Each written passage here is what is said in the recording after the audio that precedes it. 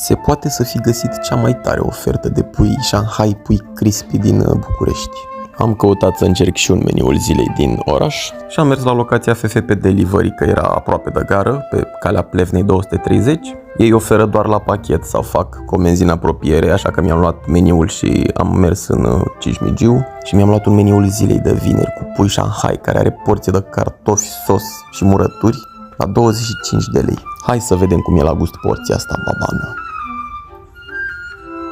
Pot spune că ingredientele de aici sunt ca acasă. Puiul e de ăla gros, cu multă carne.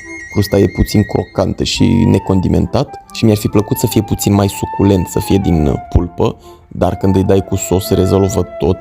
E un sos de la de maioneză de usturoi, dar are și bucățele de ceva usturoi în el. Cartofii prăjiți de sub, după ce că-s mulți, sunt și foarte gustoși. Respectă principiul de ca acasă. Sunt cartofi proaspeți, tăiați mai